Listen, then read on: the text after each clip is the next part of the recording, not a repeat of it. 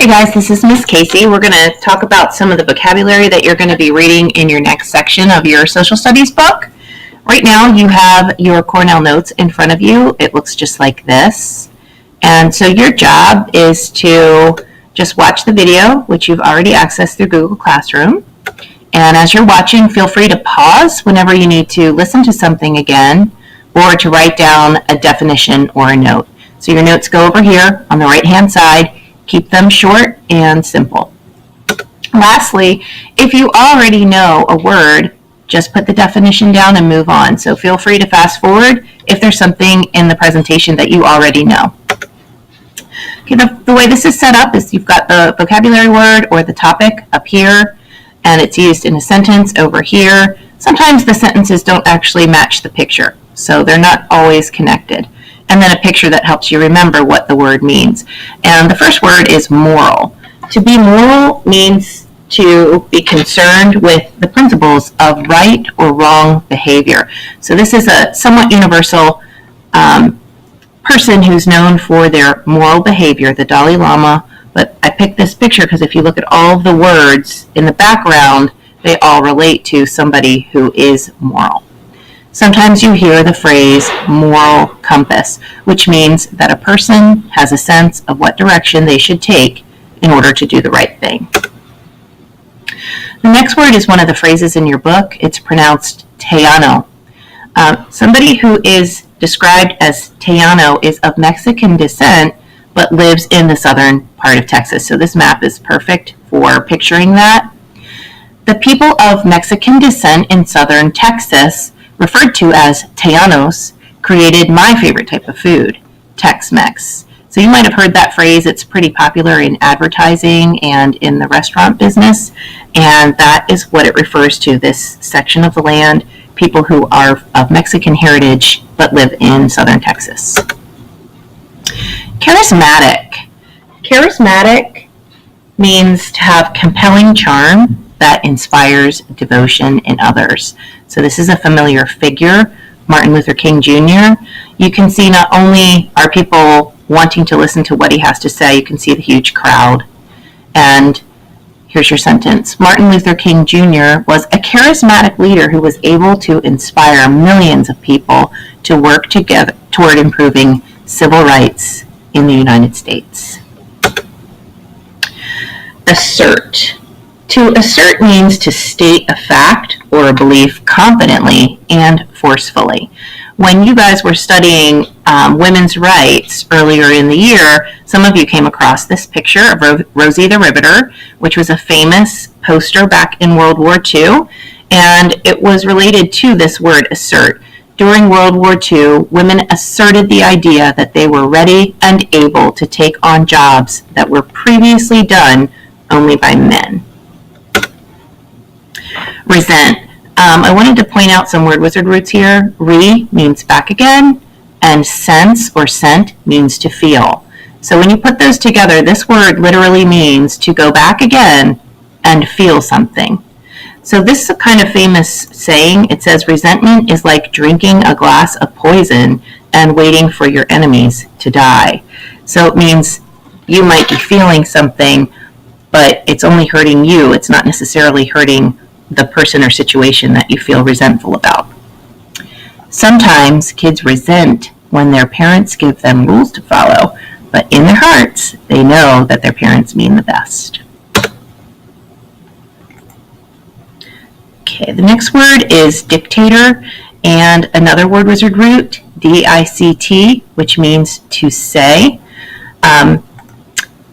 I chose this picture because you've already done some studying of World War II, and so you know that Adolf Hitler was a dictator in Germany during that period of time. A dictator is somebody who is a ruler with total power over a country, and typically their power is obtained by force. When you read the play The Diary of Anne Frank, you learned about some background information about the dictator Adolf Hitler, who rose to power in Germany by using forceful means. Okay, this is a topic that you're going to learn about, the Battle of the Alamo. This is a famous painting of that battle, which lasted several days. You'll find out more details. The Alamo is actually this building back here in the background. You can look it up and find other pictures of it. It's still in San Antonio, Texas today.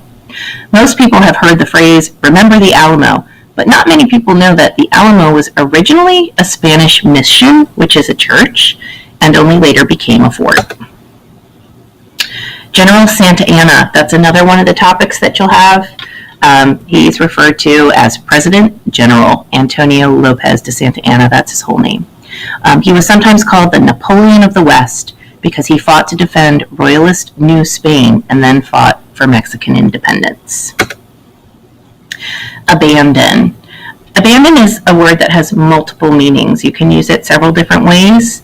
The way it's used in your text is to desert or to completely give up on something. So this picture represents this building that's been completely deserted. The people left a long time ago, they gave up on it. Sometimes people start out supporting something with enthusiasm, but they may abandon the cause when they run out of energy. Stave.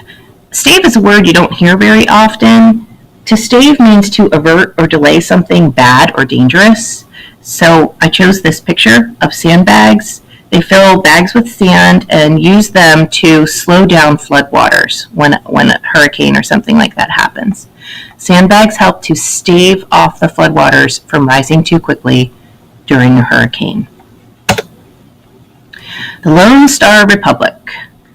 This is the flag of Texas, and they have the one star. Texas is nicknamed the Lone Star State to signify its former status as an independent republic and as a reminder of the state's struggle for independence from Mexico. And if you want to find out more about the Lone Star Republic, go talk to Miss Kreger, because that is her heart and soul. She loves Texas. Luring. The root word here is lure. It's used in the text with the ing ending. To lure somebody means to tempt them to something, to do something, or go somewhere by offering a reward. That's why we have the picture here of the mousetrap, trying to put something on the end of it that will lure a mouse into the trap. This word can be used lots of different ways. Here's another sentence. The coach was luring the team into an extra practice by offering to bring a treat the next time they met. Sam Houston, another one of your topics. Sam Houston was an American politician and soldier. He was best known for his role in bringing Texas into the United States as a constituent state. So you'll find out more about him when you read the section. Annex. You've heard this word already. When you read the Diary of Anne Frank, you heard the phrase, the secret annex. To annex something means to add territory to a country. The secret annex was called an annex because it was part of the building that was added on to the existing building. In history, when we talk about annex, like the Louisiana Purchase, we're talking about adding this additional part of land. When the United States annexed the Louisiana Purchase, it more than doubled the size of the United States. James K. Polk, picture of him here, one of our presidents. When Mexico rejected the U.S. annexation of Texas, Polk achieved a sweeping victory in the Mexican-American War, which resulted in the cessation of Mexico of nearly the whole of what is now the American Southwest. His name is here because of the next word that's coming up, and he was instrumental in encouraging this, Manifest Destiny. You'll read about that. This picture represents it well. Manifest Destiny was a widely held belief in the United States that its settlers were destined to expand across North America. So people living in the colonies over here, as things expanded westward, believed that it was preordained that they would end up living all the way across, all the way to the Pacific Ocean. All right, so hopefully you have a short note for each of the words or terms, and you can add to that tomorrow when you're reading.